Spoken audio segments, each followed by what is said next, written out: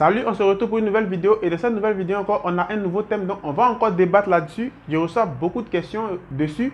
Je prends le temps de réaliser des vidéos et si vous remarquez bien, ces derniers temps, j'ai un peu stoppé au niveau d'explication de logiciels d'architecture sur la chaîne parce que je prends le temps de pouvoir répondre à toutes les questions que je reçois, par exemple dans le mail en commentaire. Ceux qui m'ont posé des questions et que je n'ai pas encore réalisé des vidéos là-dessus, ne vous inquiétez pas, je suis en train de préparer des vidéos dessus. Donc, au fur et à mesure que je poste, tout est programmé. Voilà, donc, peut-être que si pour toi a mis le temps, ne t'inquiète pas. Si ta question est vraiment pertinente, il y a une vidéo que j'ai déjà réalisée forcément là-dessus.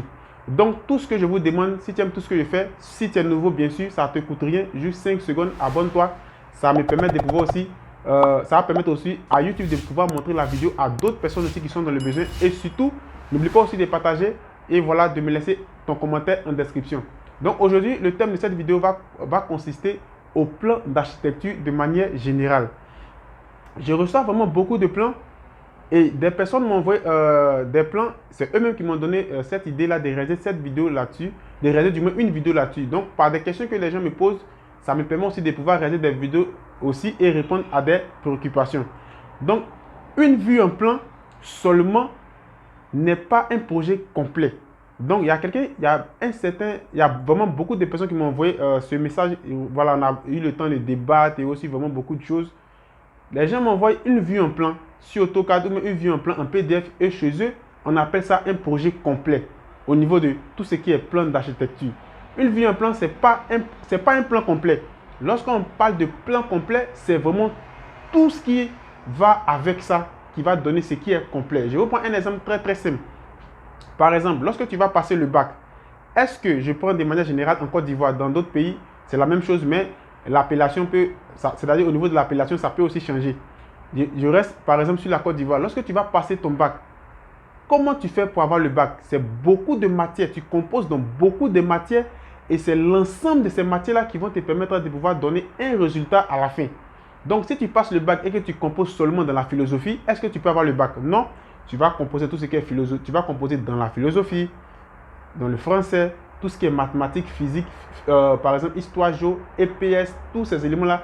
Et c'est après tout ça que par exemple, les professeurs vont te donner un point en fonction de en fonction de tes performances. C'est la même chose au niveau des plans d'architecture. Donc, un projet complet, ce n'est pas seulement la vue en plan. Si tu fais une vue en plan et que tu apportes ça, par exemple, dans un cabinet d'architecture et tu dis que ça, c'est un projet complet, ils vont se moquer de toi, ils vont même t'insulter. Donc, un projet complet, c'est l'ensemble de tous ces éléments-là qui vont accompagner ton projet de manière générale. Je m'explique. On ne fait jamais une vue en plan et on va dire à quelqu'un que ici, c'est un projet complet. Donc, dans un projet, au niveau de tout ce qui est plan, on a la vue en plan. On a la vue en plan. Ça fait partie du plan. On a le plan de fondation. Donc, il y a reçu beaucoup de plans. Il n'y a pas de plan de fondation. Ça ne veut rien dire. Ça, c'est comme si tu as fait le projet, mais tu as enlevé une partie du projet. Il y a un puzzle que c'est-à-dire il y a un puzzle que tu n'as pas ajouté à ton projet. Par exemple. Donc, dans un projet d'architecture, par exemple, je parle de tout ce qui est plan. On a la vue en plan, ça fait partie du plan. On a le plan de fondation. Vous voyez? Il y a beaucoup de mails que j'ai reçus, je ne vois pas de plan de fondation. Parce que chez nous, en Afrique subsaharienne surtout, il y a beaucoup d'étapes que les gens brûlent. Il y a beaucoup d'étapes que les gens ne s'intéressent pas à ça. Ils font ça comme ils le veulent. Voilà, ils passent sur beaucoup de trucs. Pourtant, de manière générale, c'est des étapes que tu ne dois pas brûler. Ça fait partie du travail. Ça fait partie du plan complet. On a la vue en plan. On a tout ce qui est plan de fondation. On a tout ce qui est plan de façade aussi. Donc, tu ne peux pas m'envoyer un projet de construction. On reste sur tout ce qui est conception 2D. Et tu dis que tu as fait un projet complet sans ces éléments-là. On a le plan de façade. On a tout ce qui est plan de coupe. On a tout ce qui est plan de coupe. On a tout ce qui est plan de masse. On a tout ce qui est plan d'électricité. On a tout ce qui est plan de plomberie. Donc, c'est tous ces détails-là, etc., etc. On ne va pas aller trop loin, mais quand même, au niveau de la vidéo, vous avez compris déjà l'idée. C'est tous ces éléments-là que tu vas associer à ton projet. C'est en ce moment-là qu'on peut dire, lui, il a fait un projet complet.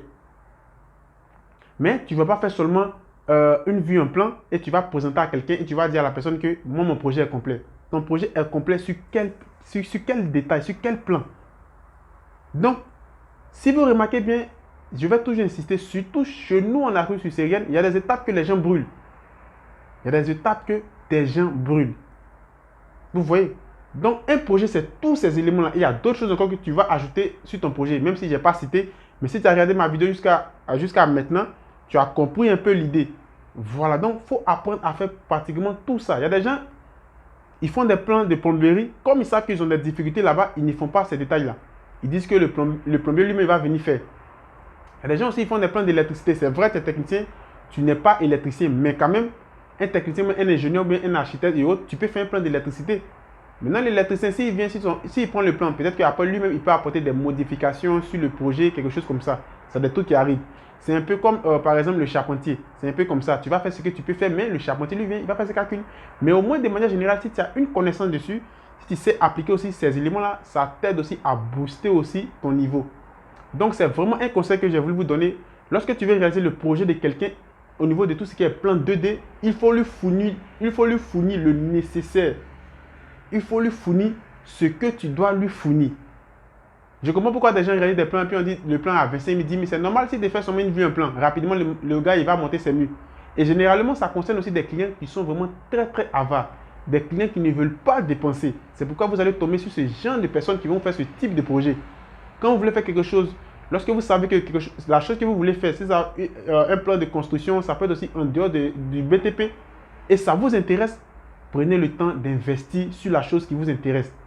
Prenez le temps de partir vers des professionnels. Si vous ne connaissez pas des personnes, vous pouvez aussi me contacter. C'est mon travail. Je suis dans le BTP, ça fait pratiquement 7 à 8 ans maintenant. C'est mon travail. Voilà, j'ai une équipe qui est déjà là, qui va vous aider à faire tous ces éléments du début jusqu'à la fin, jusqu'à la réalisation de votre projet.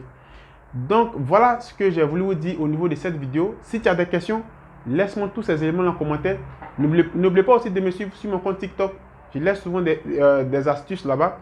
Sur mon compte Instagram, si tu as des questions, si tu veux me parler d'un projet, d'un business qui concerne tout ce qui est, par exemple, plan d'architecture et aussi en dehors aussi du BTP, au niveau de tout ce qui est développement de, par exemple, chaîne YouTube et autres, n'oublie pas de t'abonner. N'oublie pas aussi de me contacter. Et sur ce, je vais te dire à la prochaine pour une autre vidéo. Ciao!